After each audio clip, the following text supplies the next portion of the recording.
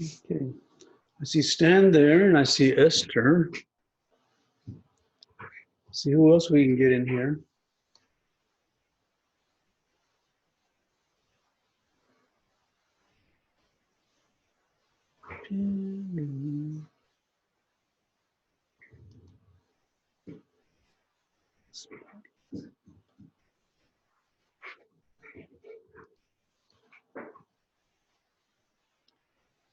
Any of you guys want to talk? See if I can hear you.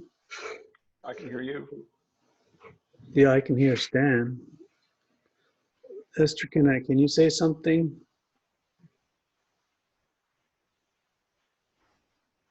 I don't know if you got a microphone to talk on.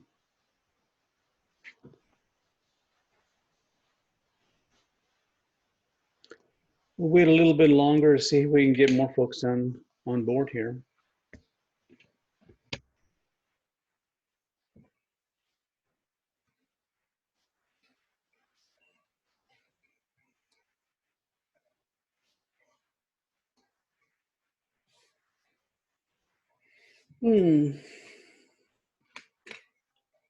Esther is calling in from San Francisco. That's a nice background you got there. Esther, can you hear us?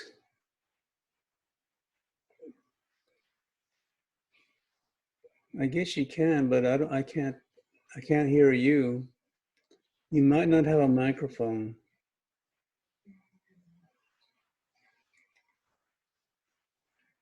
I don't know if your computer has a microphone.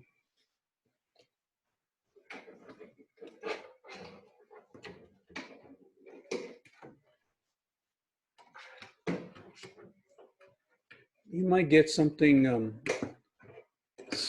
smaller or something like this thing that I have. Looks pretty good. I got this at Walmart. I used to have the headset like Stan does, but it just seemed like it got in my way a lot. You know, seemed like I got stuck with that thing on there all the time.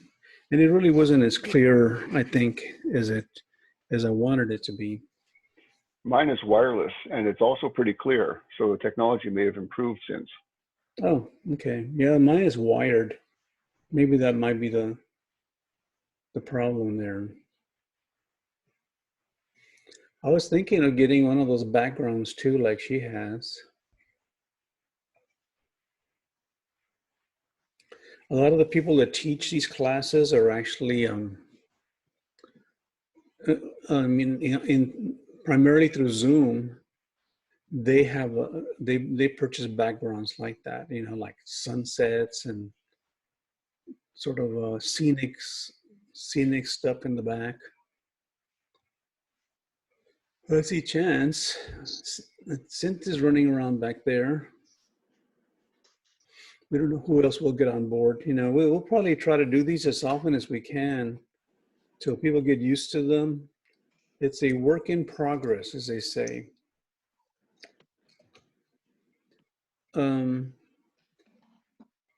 Chance, yeah, I guess you can hear me, Chance, right? But I can't hear you, right? I haven't said anything yet. Can you hear me? Yeah, I hear you. Okay. We just can't hear Esther there. She's using her iPhone. That maybe the iPhone is not close enough. Oh, there she is. Oh, there she was. There, wait, I think I barely can hear you. yeah, I kind of discourage you guys from using your phones because Stan brought up the fact that not everybody has unlimited data like we do over here. So I could use my phone, but it uses the problem with that is that it's a small screen and you got to put the phone in front of you and all of this. I have a computer that has the camera already built in, and that way I use the internet only. But even if I was using the iPhone, I probably wouldn't use my data because I have my phone actually connected to my internet. So I'm not even using data at all. So, but nevertheless, I think this is a better deal here going. Is Chance, is Cynthia going to join us separately, or is she coming along? I'm here, Pastor. Oh, you're Christian and Cynthia are sitting to the side because they're not dressed. You know, they're just wearing whatever. So okay. they don't want people to see them. I'm also wearing whatever, but I don't care. Okay. So long as you can hear, I was kind of waiting on her. I thought she was coming around someplace. No, I understand. And in fact, Esther figured out that you can actually turn off the video if you don't want anybody to see you. I think that's Martha's problem as well, but oh well. Cynthia's the one that brought up this subject recently, and I needed to address it again. And that is, can everybody see my desktop? Okay. Yes. Okay. Yes. Is the end near? That was a question she was asking me, and I gave her a very quick answer, and that is, I don't think so. I think it's like a dress rehearsal for the real thing. And I'm beginning to wonder. I kind of thought that a little bit more, and I went back and I dug up my previous sermon on the subject, and then recently, sometime after she and I were texting about the subject, about whether this was in the end or not. Shortly after, we started getting a lot of earthquakes in Idaho and other places that we never expected before. And I thought, we got to rethink this, So I went back and looked some more, but I'll get back to that. Anybody can ask questions or comment if you like. This is going to be like an open discussion, Hopefully we'll get more Esther, folks. with the travel restriction, how do you get to San Francisco? She can't answer. I hope she can hear though. Can you wave, Esther, just to make sure you're hearing us? It could be her picture for all I know. Yeah, I think that's probably what she did. She took a picture of herself. Anyway, Luke 21, verse 25-27 says, "And there shall be signs in the sun, and in the moon, and in the stars, and on the earth, distress of nations with perplexity, the sea and the waves roaring, men's hearts failing them for fear, and for looking after those things which are coming on the earth. For the powers of heaven shall be shaken, and then shall they see the Son of Man coming in a cloud with power and great glory." Well, we don't really have Armageddon, but I was kind of startled to hear one of those Arab terrorist leaders say not too long ago 464-980. Okay, 464-980-980-046. I hear you now, Esther, that's for sure. Okay. Oh, it's my iPhone is telling me the ID is not complete. It's supposed to start with 464, the first. No, we can see you and we can hear you now, so I think you're okay. Well, anyways, I come and go, and I keep hearing I think that's what a it ring is. doorbell. It's because you're Maybe using it's my phone. You're using a phone connection, and we've got a lot of rainy weather out there. Maybe next time you should try your computer, maybe a laptop or something. Because that's why you're cutting out, I think. Okay, getting back to this though, I think I see a lot of distress among people today. I think all of us can agree to that. And one of the things that these Arab leaders said, that they felt that their job was to initiate the coming of Christ, and that they would do that by starting Armageddon. And I thought, wow, I thought that if they started Armageddon, because of war between Israel and everybody getting involved, I thought that they didn't know about that. That they was just like people playing out, acting out their roles, and not realizing just how part of history they are becoming, you know, and that God would use them in some way in that direction. But they seem to be conscientious of it. You know, they think it's their duty to bring about the coming of Christ by starting the war. And I thought, that is crazy. I mean, that was really startling. So I was a bit surprised about that. We may get people to come and go back and forth. I think Linda was trying to come in, and then I know that Brother Armando was going to try to come in. I don't know. So we'll just see how this goes. And it's being recorded. So if anybody wants to read it, see it later on, by all means, they can do that. So anyway, but there's a lot of things that are going on there. How do we really know about that? The very first thing that I mentioned here was earthquakes.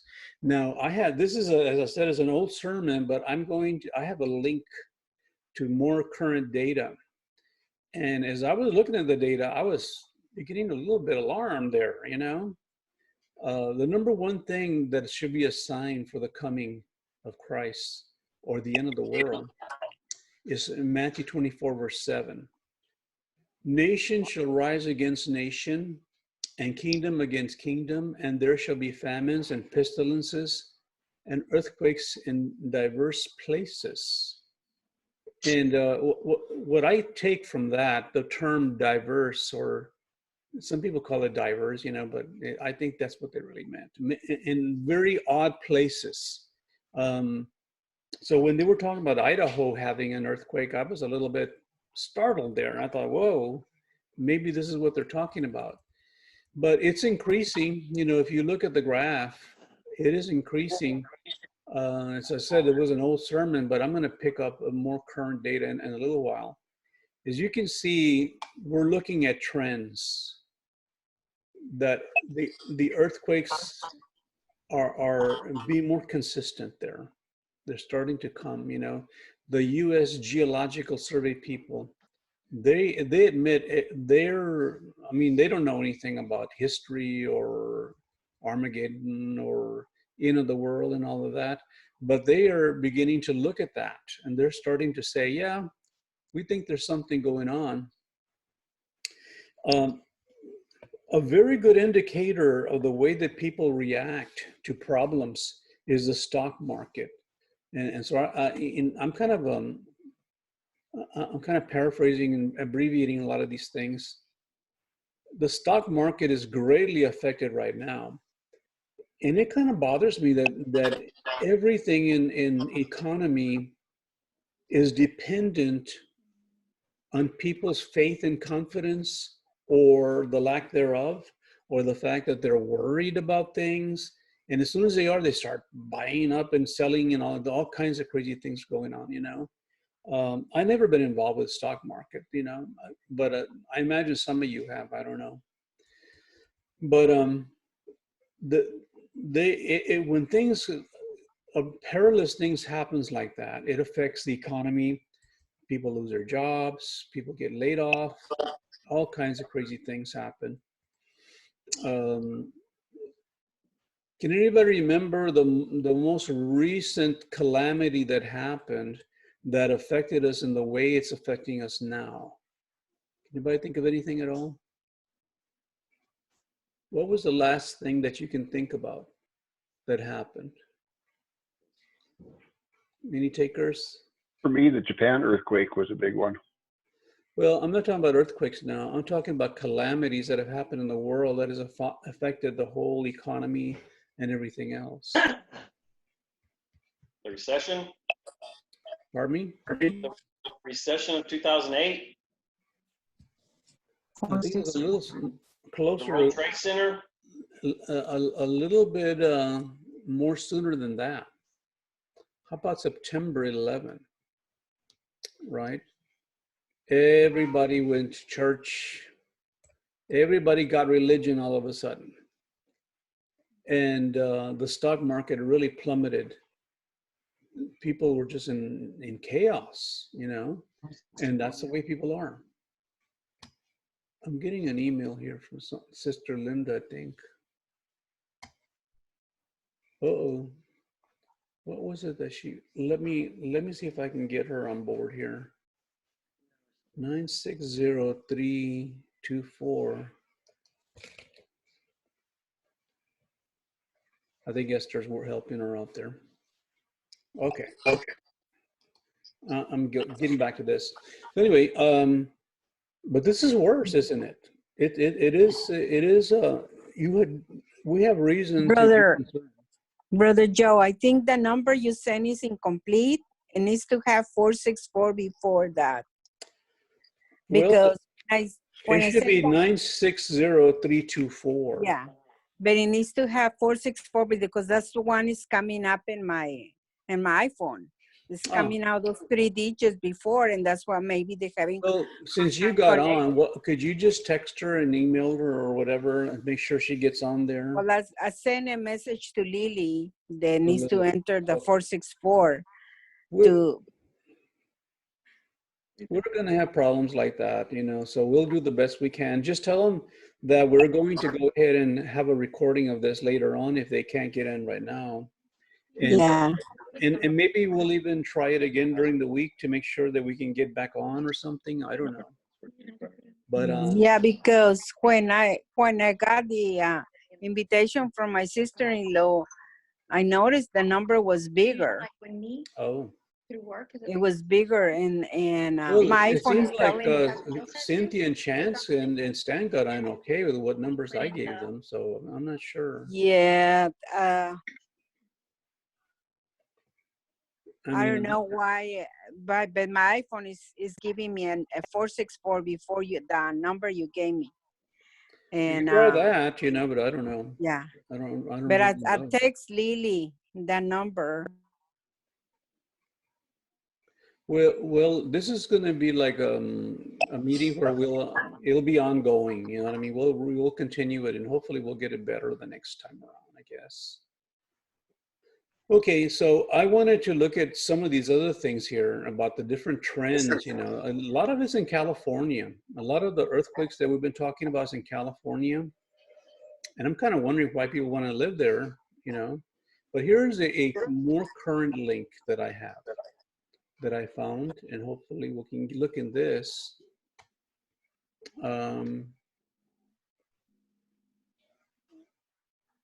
And these are pretty current, you see. So yeah, that was 2004 earlier, but this is 3 hours ago. We had them in the Solomon Islands 5 hours ago, in Chile. In the United States had Idaho, had another one 8 hours ago. Are you seeing an earthquake map, Pastor Joe? Pardon me? Are you seeing an earthquake map? I'm looking at the. Can you see my screen here or not? Yeah, we can see your screen, but I'm seeing a Word document. Oh. I think you may have clicked on that link, but we're not seeing the link. Let me click on this again. I don't know. Sorry about that. I don't know. Can you see anything there? Just the Word document so far. Huh. Let me close. Maybe if I close a Word document for now.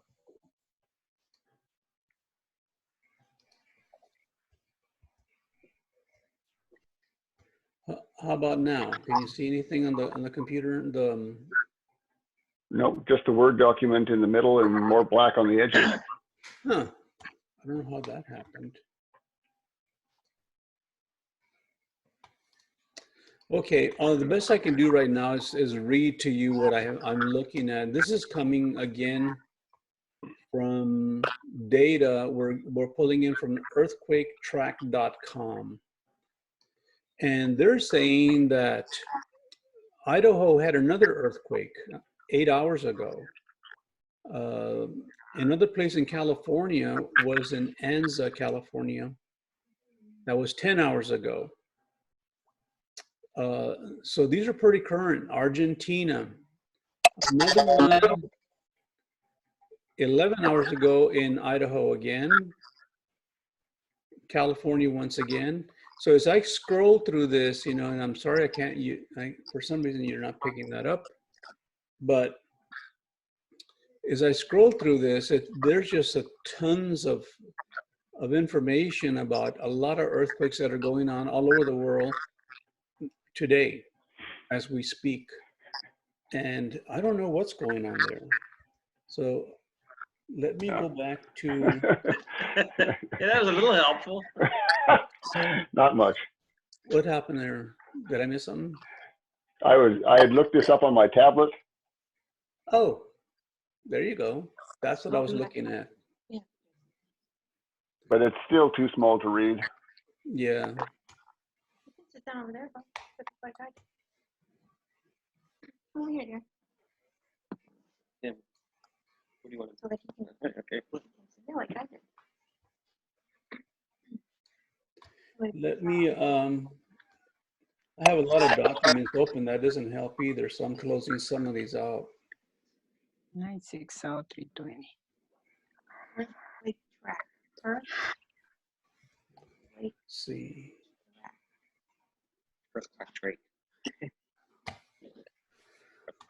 Okay, so I don't know if y'all can see anything yet or not, but I can't even see my document for some reason. That's getting bad. I mean, y'all can see something I can and I can't, and vice versa. I think if you have a screen TV, it's much better perception. Yes. The what TV?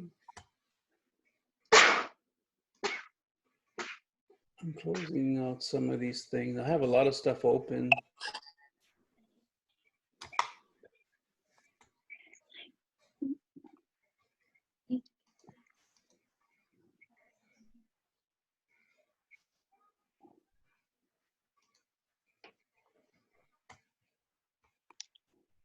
Okay.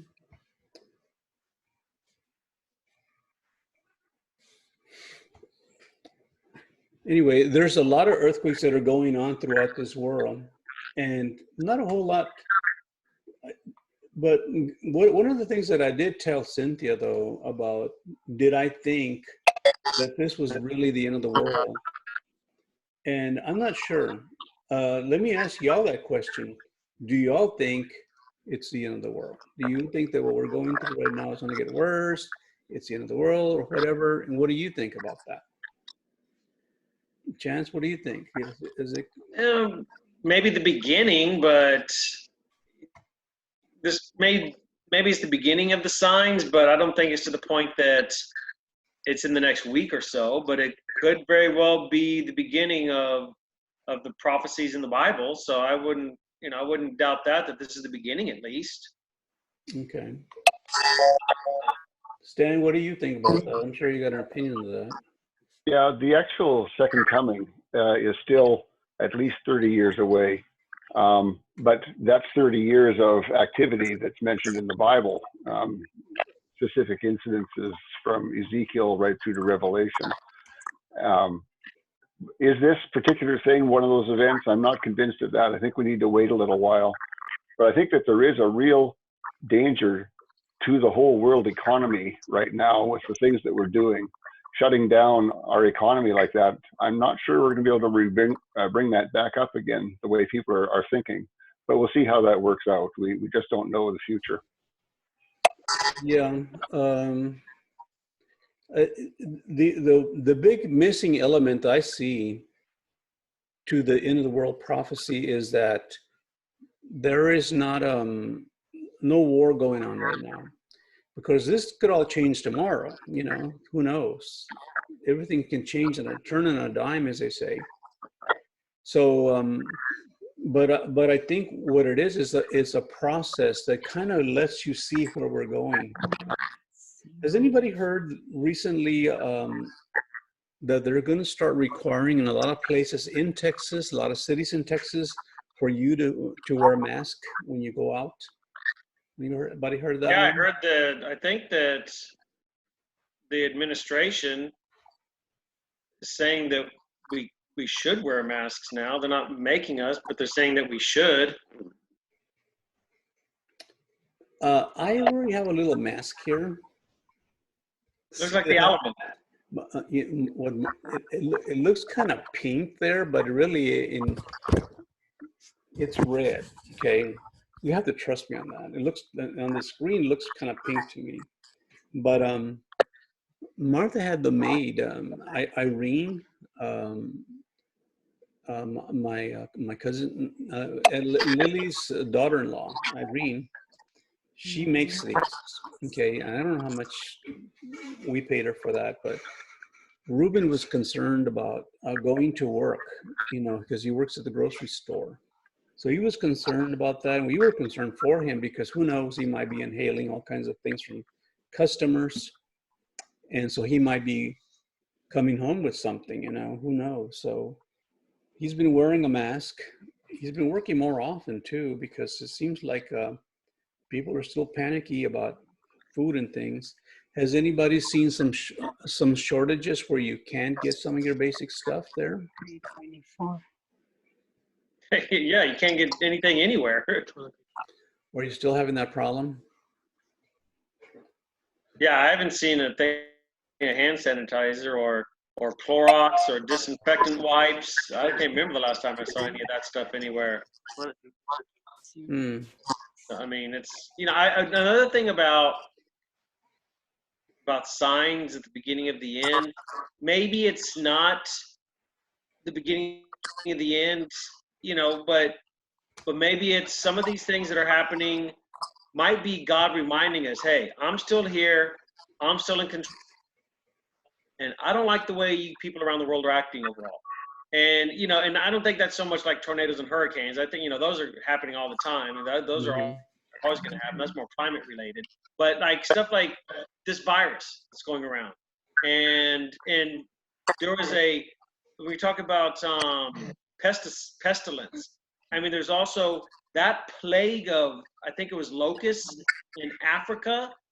I mean, it was wiping out the crops in many countries, and they said it was the worst plague of locusts in like 50, 60 years. I mean, and that's just amazing. So there may be a few of these things, this COVID-19 and that humongous plague of locusts in Africa, where God's just sending us a reminder that says, you know, I'm still here, I'm still in charge. I don't kind of like the way you're acting, Earth. So I think that might be some of it. I think it is disheartening to see church people not very interested in worshiping. It's like I said, they're taking some time off, you know, and they're okay with it. I think most of us shouldn't feel that way. I mean, well, none of us should feel that way, but I don't see people thinking, oh, let's turn to God more, let's get closer to God. I think it's more of a case of, oh, we don't have to go to church today. Okay, let's go hang out. Let's go do something, you know. That's the attitude they're having. I think these are the times that we need to draw nearer to God and be more spiritual. Read our Bibles, do all the things that we said that we would do, that we thought we would do. Not everybody really has a good understanding of who they are or what they really think, you know, until they're really put into the test. I think I've been around long enough and I've endured enough to where I know pretty much how I'm affected by it. I'm at peace, you know, and I'm happy that I can, you know, I'm still communicating with my students, you know, I'm still going back and forth with them, emailing them back and forth. I can get on the Zoom with them as well if I have to. So, you know, and we have more than we need, you know. I think Martha's just figured out that she can just buy something for a couple of weeks instead of having to go so often. And I don't know. I think we've become more spiritual as our family is, you know, at least in the immediate family. But I don't know about anybody else, you know, to be honest with you. And I do look at social media, and I'm beginning to wonder just how consecrated they're becoming, or the lack thereof, you know. But one of the other things is a breakdown in morality. 2 Timothy chapter 3, verse 1-5.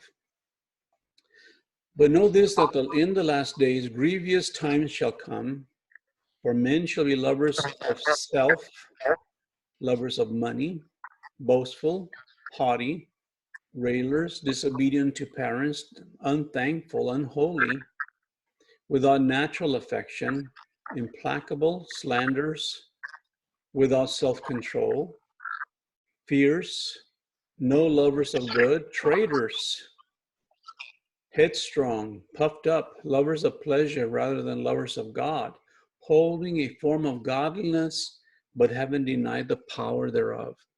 From these also turn away. I think we're there. You know, I'm completely 100% sure we're there on that one right there. So even though I concur with most everybody that the world's not ending tomorrow or anytime soon, but I can be honest with you. I mean, Stan and I don't always agree. I think, but we agree a lot more than we don't, I would say. But I think 30 years, I think is a long time. You know, I don't see that. I think it's a lot sooner than that. It'd be interesting to see where you come up with that. You know, maybe another time, you know, you can do that. But the point is that I'm just seeing an accelerated process here. I'm keeping an eye on the Middle East, see how things are going to transpire over there. But locally here, I mean, some people really misbehave themselves, you know. Can I jump in for a second? Pardon me? Can I jump in for a second? Oh, sure. Go ahead. Sure. That verse in 2 Timothy is important to understand. It's talking about people within the church, not just the outside society. Yes, I agree. And yes, there are churches that are that bad for sure, but not as many as there will be, I think, in the end. So more than anything, I think, although we see this as the worst maybe that we've ever seen things, it may get worse yet. Yeah, I think I was when I think Stan brought this up also about some of the inconsistencies or the breakdown that we see in morals in the Church of God. I was, I think, a little bit more defensive initially of that, but as I began to examine things more, I'm beginning to realize that there's a lot of truth to that, unfortunately.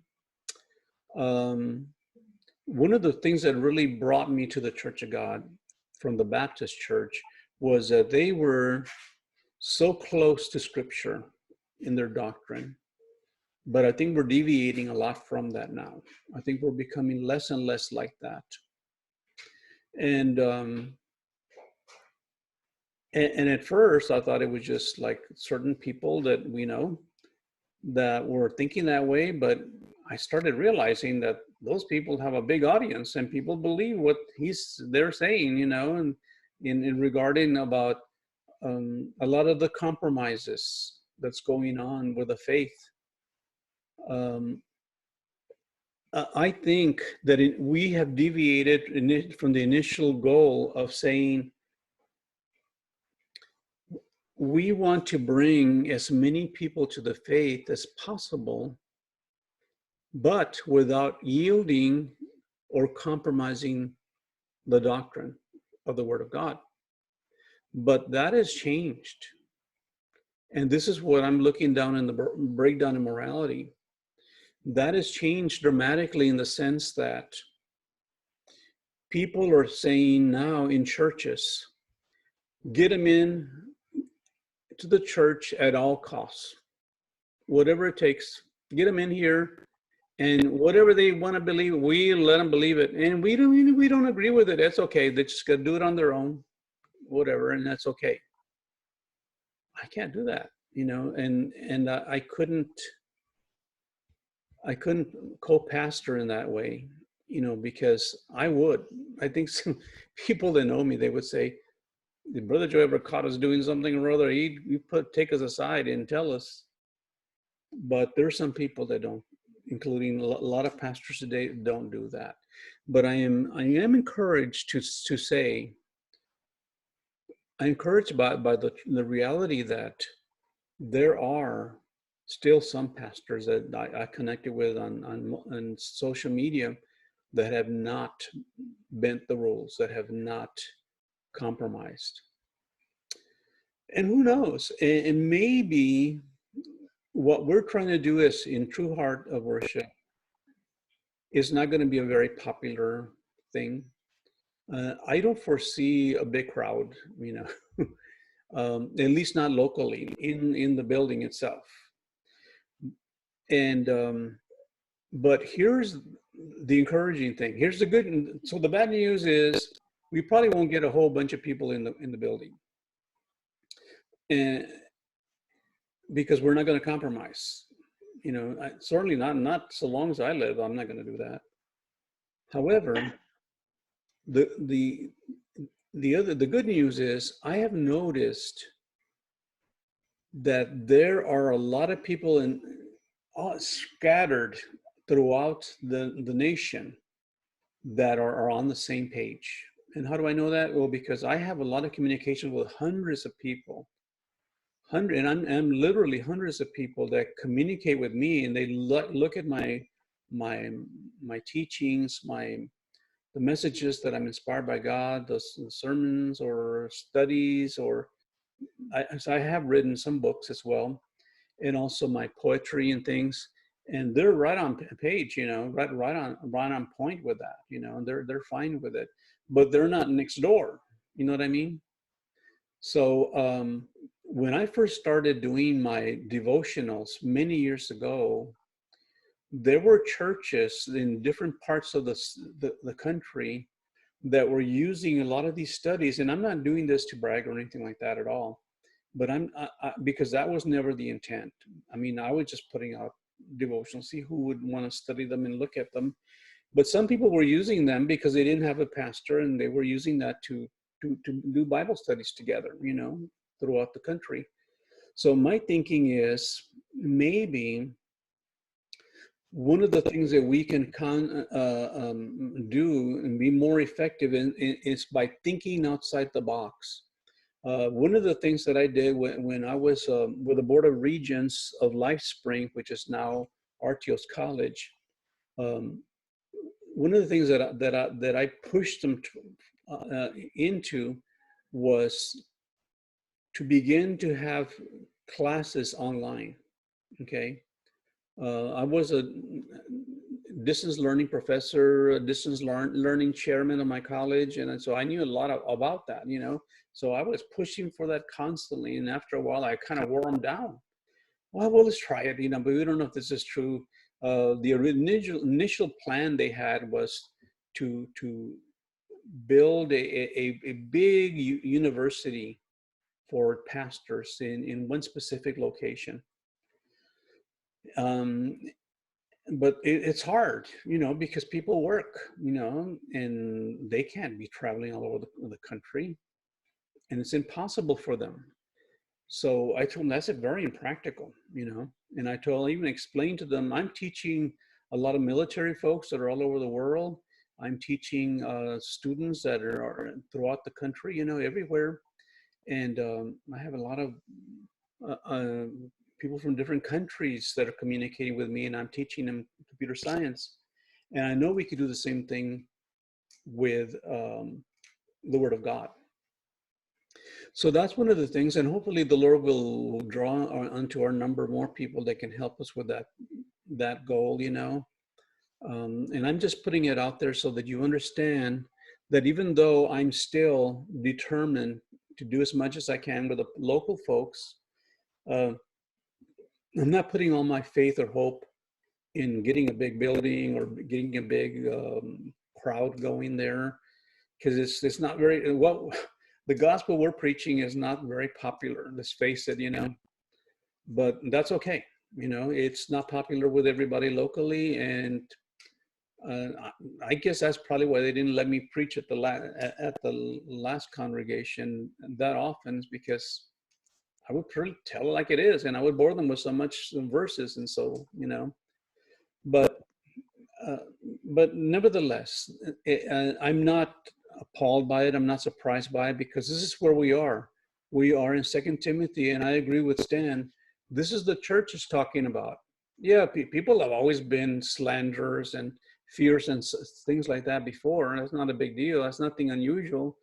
But now we're seeing this in the church. And why are we seeing it in the church?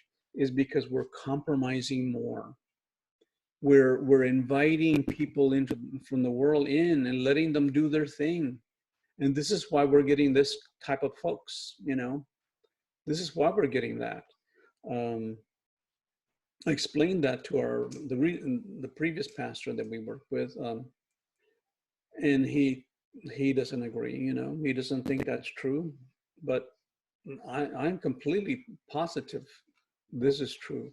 The more you compromise with people in the congregation, in the church, the more you will invite people that are lovers of themselves, lovers of money.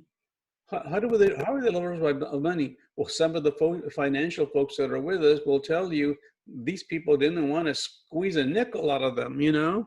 They were so concerned about keeping their own money, you know? And heaven knows that we gave as much as we could, you know, and we're willing to do again. But some of these other things, you know, maybe you can kind of get an idea of where we're going. There's a lot of breakdown in morality. Abortion, I'm always preaching against abortion, you know, as you know. I have a very great affection for babies and children, and I think that they are a blessing from God. But we're getting the age group of women from age 20 to 24 where most of the abortions happen. And why is that? Is because of the morals that are being taught in the schools or in the home. You know, we're seeing more and more of that. And we're also seeing minorities also have these abortions as well. One of the surprising things, we're seeing a lot of them are actually religious people. 43% of women obtaining abortions identify as Protestant, and then 27% is Catholic. So we could always you know, admire the Catholics that they didn't want to yield with that in the past, but that's changing, as you can see.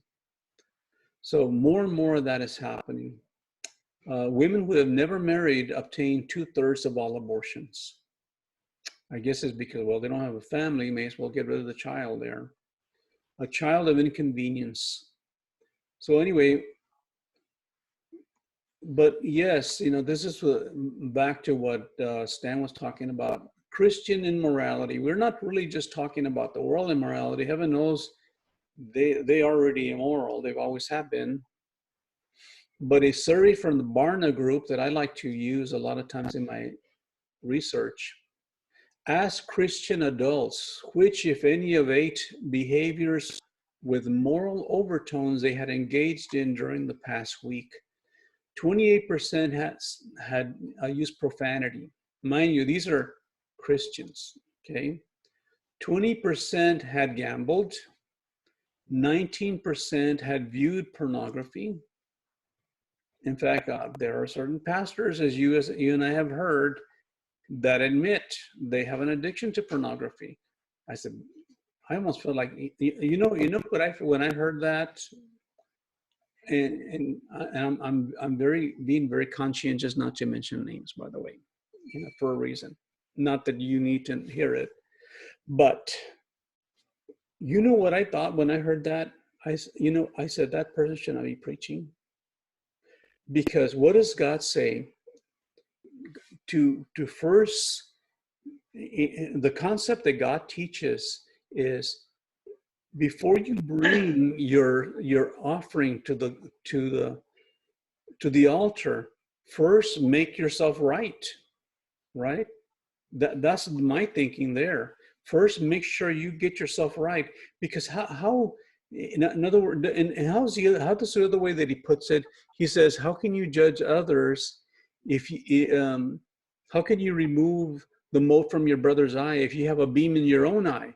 Doesn't it say first take the beam out of your eye? This is not talking about stuff that you get in your eyeballs there. This is talking about immoralities that you have. You need to get rid of that before you can help anybody else, you see? And if a pastor is up there or any other church leader has got a problem with the pornography or profanity or whatever else, he needs to get right first and then come back later. You know, maybe ask for counseling, maybe ask for prayer. In my discussions with that pastor, he never asked me for my advice or my counsel regarding that, and I was willing to give it, but he wasn't interested. He was dealing it on his own, he said, and unfortunately not very well. But 12% gossip, at least they admit to that, probably higher than that. 12% had gotten drunk. I thought that was kind of comical. Can you imagine a Christian getting drunk out of their mind there? And you know, they can get drunk not on just liquor, they can get drunk on drugs as well. 11% had lied. I think it's a lot higher than that. I think some of them are lying actually. 9% had engaged in sexual intercourse with someone whom they were not married with. In other words, adultery. 8% had retaliated against someone. So it begs the question, if we as a church are going to make a difference in this world, how can we be taken seriously if we continue to wallow in the same mud of immorality as everyone else? Look at what 2 Corinthians chapter 6, verse 17 to 18 says. Wherefore come out from among them and be separate, says the Lord, and touch no unclean thing, and I will receive you, and will be to you a father, and you shall be my sons and daughters, says the Lord Almighty. There's a big write-up on Hitler here, and the only reason I came up with that is because we're seeing a lot of socialism, which is a very sanitary way of referring to communism. We're seeing a lot of that. And he also thought, Adolf Hitler thought he was a Christian. That's the only reason I threw this guy in. Look at what he says here, or he said way back in 42. Today, Christians stand at the head of this country. I pledge that I will never tie myself to parties who want to destroy Christianity. We want to fill our culture again with the Christian spirit. We want to burn out all recent immoral developments in literature, in the theater, and the press. In short, we want to burn out the poison of immorality which has entered into our whole life and culture as a result of liberal excess during the past few years. Wow, that sounds pretty good. You know, sound like a really good moderate or conservative person. Obviously, that's not really the way it turned out, you know. And sometimes people can be swayed. I think President Obama used to do that too. He could sway people very easily to his opinion just because he was a good talker, you know. But look at what Paul would say to the Corinthians in chapter 2, 1 through 5.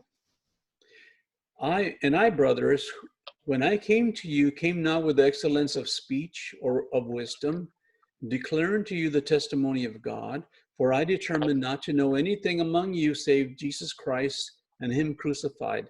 And I was with you in weakness and in fear and in much trembling, and my speech and my preaching was not with man's words, words of man's wisdom, but in demonstration of the Spirit and power, that your faith shall not stand in the wisdom of men, but in the power of God. So that's where we're at, you know, that with, I think you would agree, and those of you that heard me preach before or teach, I use the same concept that Paul was talking about there. I'm trying to be very careful not to use very elevated words or, you know, very complex ideas and so forth. I am still a college professor. I do have a doctorate, but you know what? I want to talk as simply as possible, because it's not about me. It's not about my language or my abilities or what I think. It's about God's words. So my focus that I want to draw you to is to God, not to myself. So it's not my wisdom, but it's God's wisdom. And if I have any wisdom at all, that I believe I do, it is not of men, but of God. And God says, if anybody seeks wisdom, let him ask it of God, because he will give it to him liberally. Let's see, where are we at? We're going to time out in about 10, 15 minutes here, I think. The school actually, FYI, you know, I'll just tell you this. The school gives, this is a fairly, can be a little bit pricey program.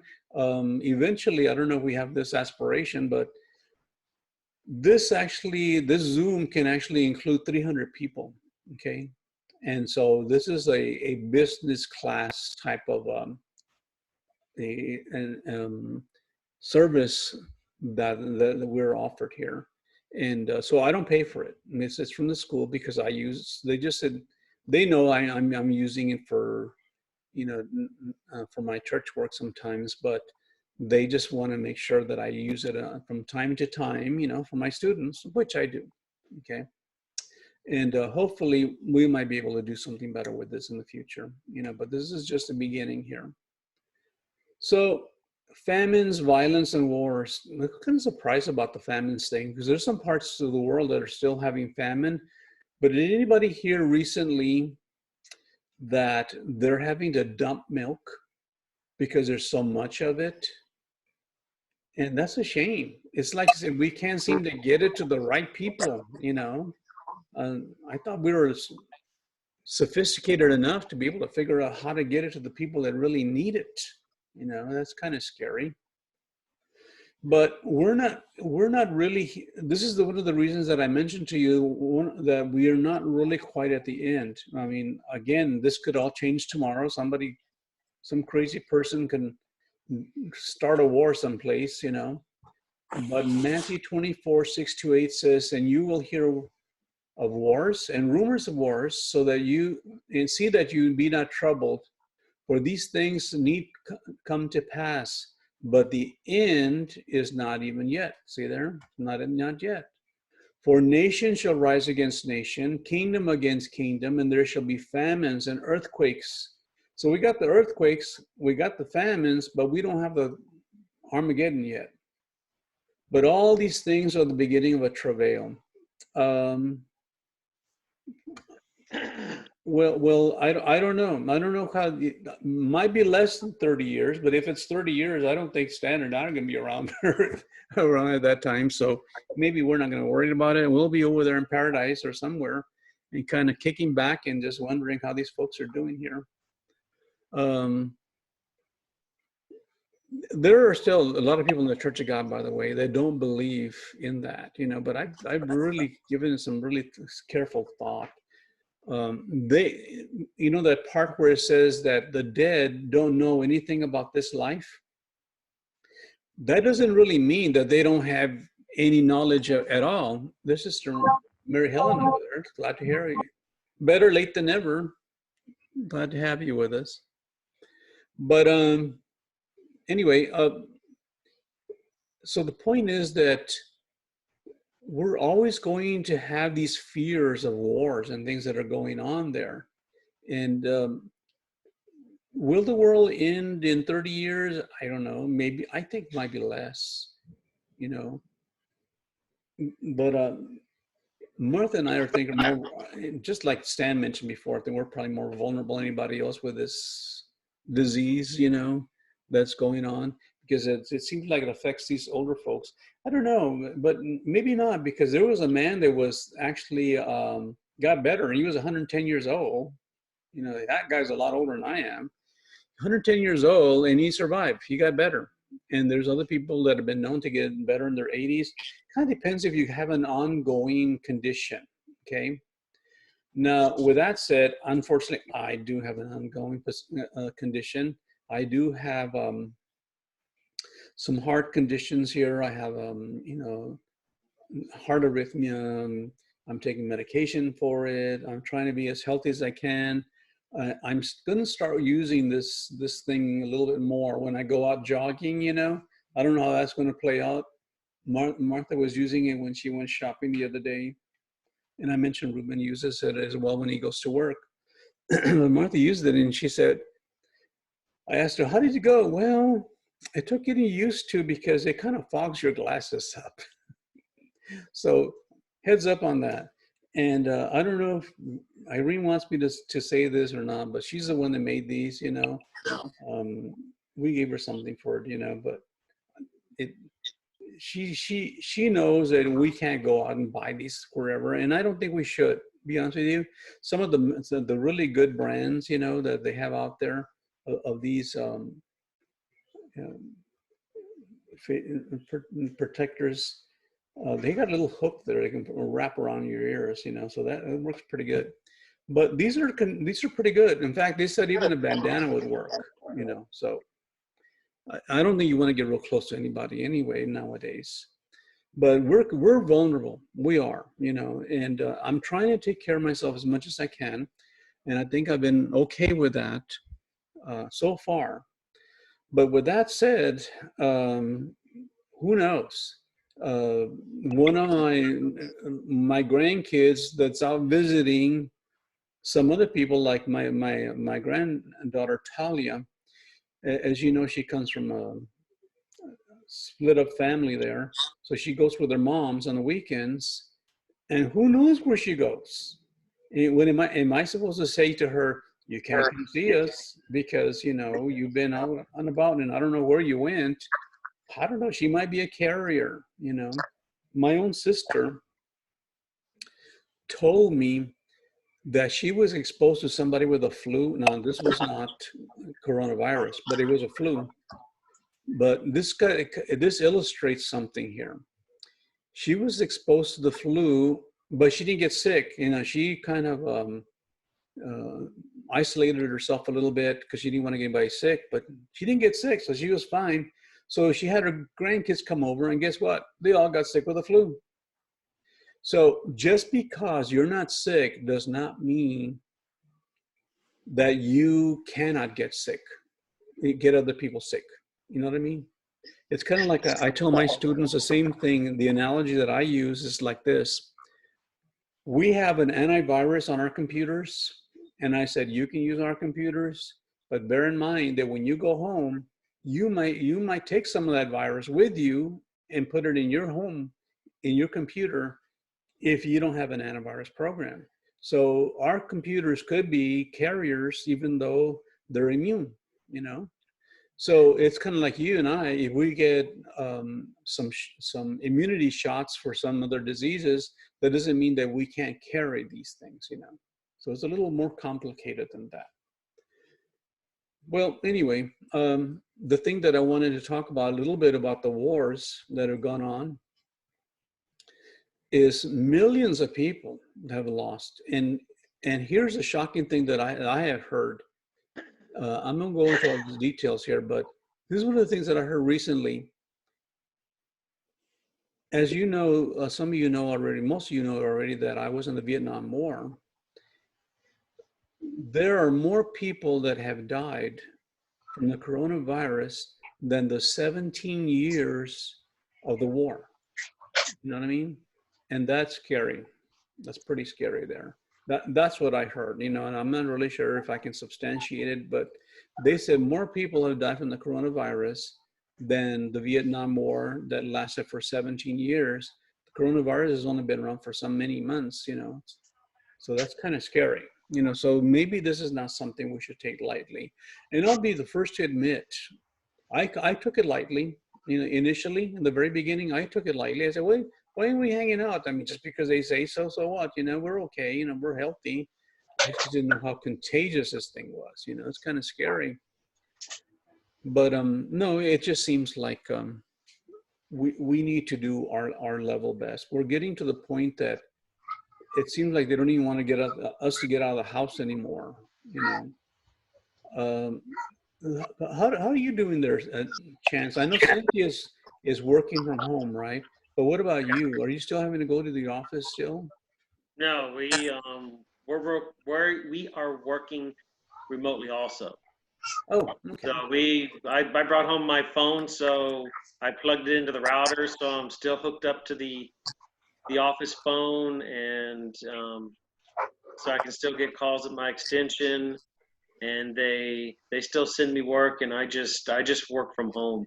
So I mean, obviously, yeah, I'm not getting as many hours because when they send me work to do, I do it. But the last time we were at the office was last Tuesday, and as soon as I got home that day, I got on TWC and applied for unemployment benefits because there's a category you can apply for unemployment benefits that said that you weren't fired or laid off, but your hours were reduced, and that applied to me because obviously I'm not working as many hours now. So I applied for unemployment benefits that day, and I got approved. So I think theoretically tomorrow is the first day I can request benefits. So yeah, I'm still working from home, but I also applied for unemployment. Cynthia's working a full-time schedule from home, of course. Well, I know Stan and I have been working from home for quite a while already. So that nothing's changed there.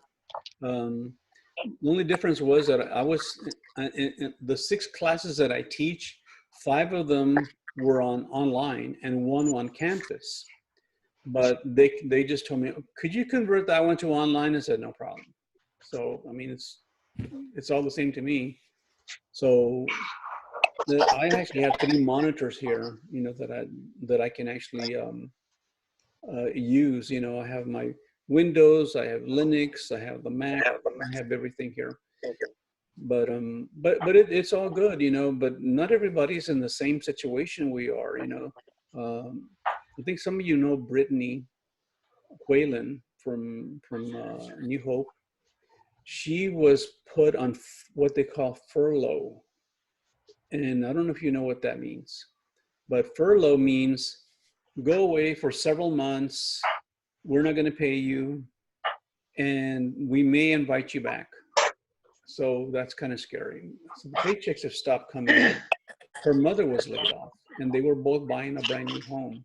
So she said, we can survive for 3 months, but after that, we've had it. We're gone. Those things can happen. When we were expecting our first child, our last child, which was Ruben, Martha was not able to work anymore. So she had to quit. And then right about the same time, I was laid off and I couldn't find a job.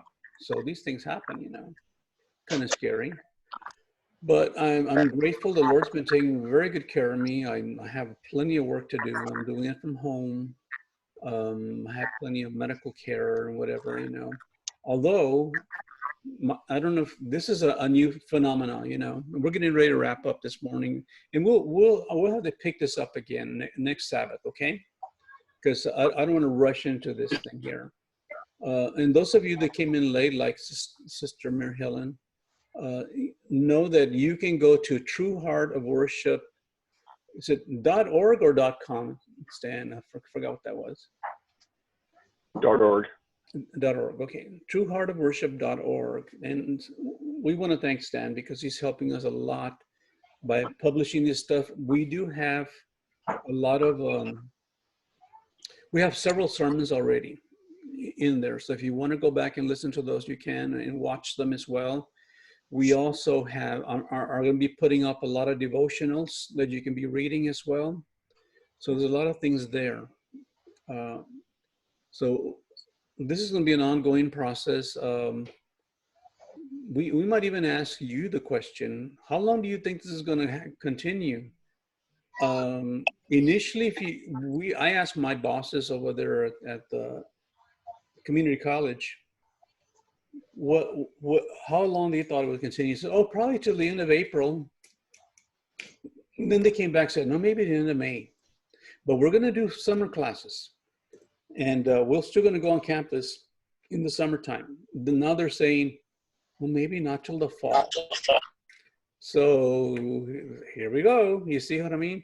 What's next? Not till the end of the year. The graduation was to happen, ceremonies was supposed to take place May. Now they said not till December.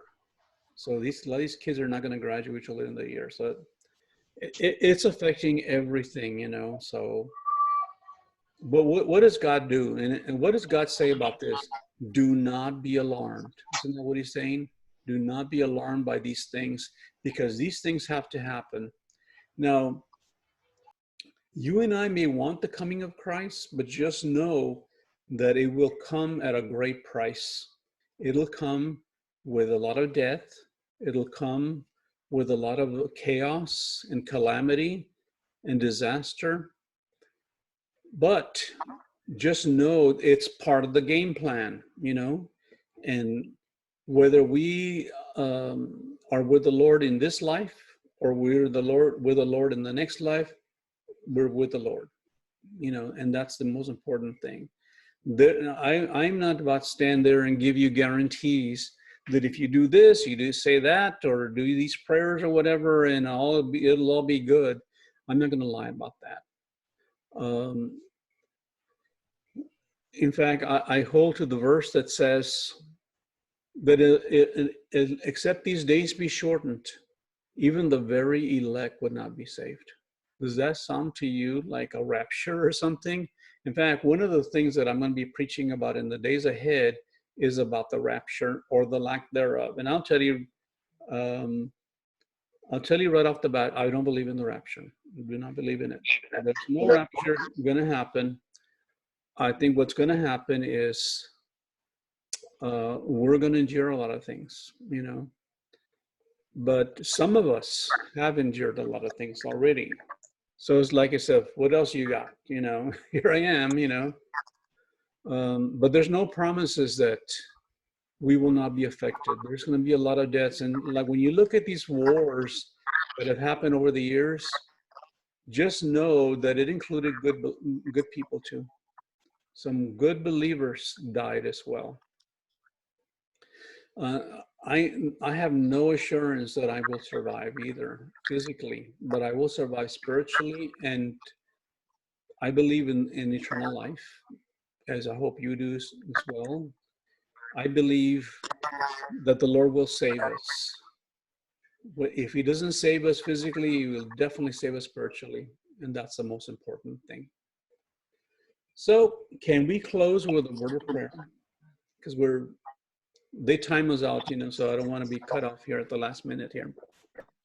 Holy Father, special blessing for all of those who were able to be with us this morning. We want to ask that you will open the doors of opportunity so that more and more people can actually take advantage of this opportunity to talk about your word and to share our feelings and to give each other faith and hope and confidence and to stay firm in the faith. For we know and we believe that we have a Father that loves us and will never leave us. And I know that you will protect us, Lord, and that we will do the very best that we can to protect ourselves and our families. But in the end, we trust in you. We want to commit ourselves in prayer and ask that you will cover us with your grace, empty us of ourselves so that we can be filled with your presence. In Christ's precious name we pray. Amen. Amen. Okay, anybody have a last word before we close? Stay safe, everybody. Okay, God bless. Wear your masks. I just want to let you know that the ID in my Zoom when I tune in, it's 980046, and before that is 464, and maybe Okay. that's what. Yeah, I think don't know. you're right. I think that was the problem. I think you're right. And maybe that's what the sisters they have. But let's pass that I tried along. to send them. I tried to send them in a private email, but I don't know if they just gave up on it or I don't know what happened. Well, this is the first time. I think it'll work out more smoothly next time. That's what I think. I think we'll get better at it. Yes. Amen to that. Because Thanks for working on that, though, Esther. Thanks for trying with that. Okay. Well, once you have the app download, I think it's easier. But I don't know if the other ones they have downloaded. That's another issue because they had to download the app first. But we'll see. We'll see. Okay, well, Eventually, let's we'll just get share it. that information with anybody you know that needs that help there. I was Okay. I was kidding around with some people that said that, you know, on Facebook, and they were saying, "Oh, our hair is getting longer. What are we gonna do? You know, we can't go to the barber." And I said, "I don't have your problem. My wife's been my barber all my life, all our time, and that's the truth. You know, she gave me a haircut yesterday, and I don't think she wants me to say that, but it's her idea, you know. So I'm glad she takes care of that, you know."